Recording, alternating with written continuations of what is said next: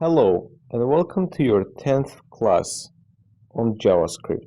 In this class, we will make a real-world calculator using JavaScript. And this lesson is really different from all the other lessons because we will be creating a real stuff, not just learning, but by practicing. So the first thing I'd like to ask you is to create this form tag in the HTML. Just copy everything as you can see here. Put the ID name of forms, create 3 input tags, each of type text, and write the names of the text as follows: first, second, and answer. Then put the button we had in the previous lesson at the end, like you see right here.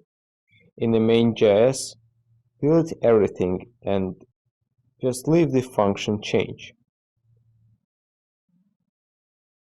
Now we have 3 inputs.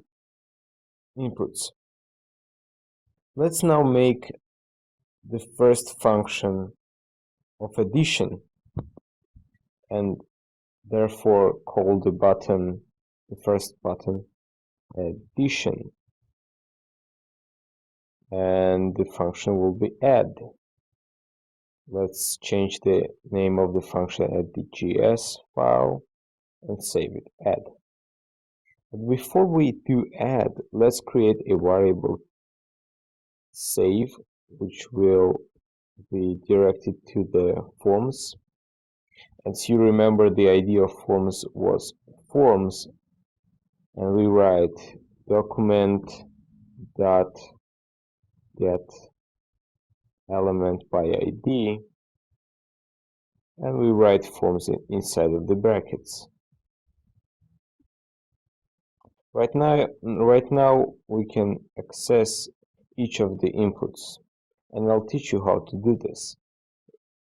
Remember that we can access elements different ways, like children, but right now we will do another method which is much more useful. So we'll go and write save dot elements,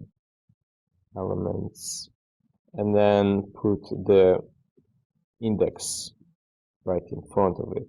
So the index of the answers is 2 because it's third element, and let's make it equal to the sum of elements 0 and 1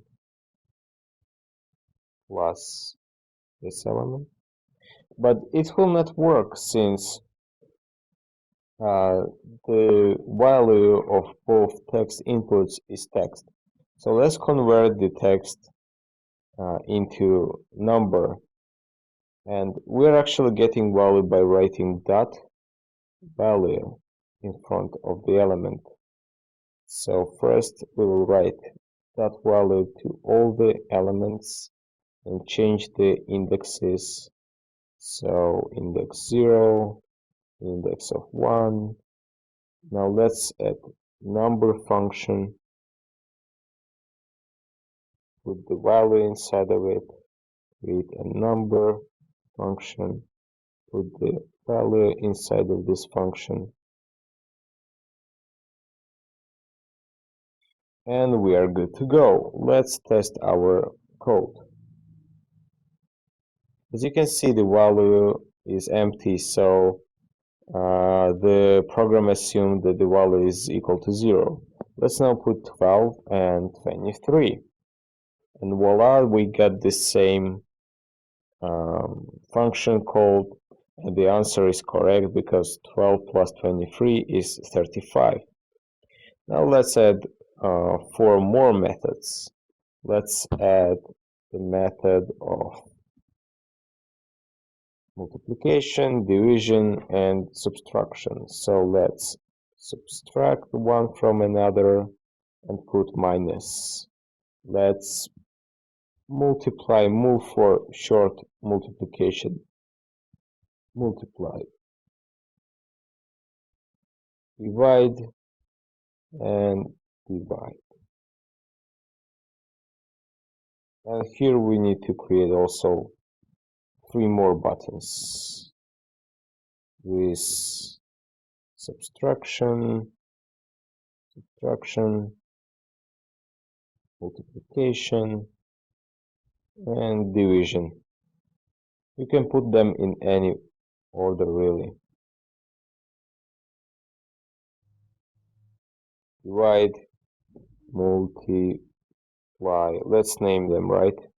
Multiply and subtract. Let's put sub for short. Now we have 4 functions, we have 4 buttons. Let's refresh the page. And that's right, we have 4 buttons. Let's test them out. 100 minus 20 will be 80, 100 times 20 will be 2000, and 100 divided by 20 will be 5. We could also add a remainder function, but I will leave this as a homework for you. And also, I want to add one simple feature which will check for one error, which is division by 0. As you can see, if we'll divide by 0, we'll get an infinity, but let's output that there is not an infinity, but that it's an error or invalid value.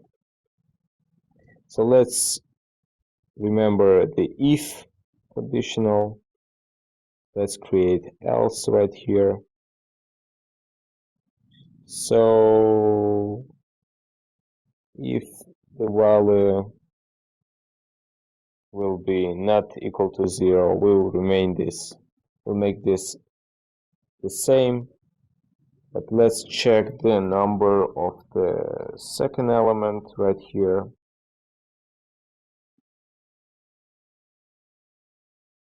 And if it's equal to 0, let's alert message division by 0 is not allowed. Put the semicolon at the end, and also let's make the value of 2 equal to error invalid value, and put semicolon at the end. Now let's test our code. Let's put 100 or 1001 and divide it by 0. Multiplication works, subtraction works, addition works, division does not work. As you can see, we have a message of error. Division by 0 is not allowed. Okay, so error invalid value. Our program works perfectly. And at the end, I want to give you a homework so that you'll practice more. You should add another button which will do a remainder, and additionally I would like you to do 3 more buttons which will apply random arithmetics to these 2 numbers, and you can call them anything you like. This will be a good practice of JavaScript and using JavaScript to edit the HTML.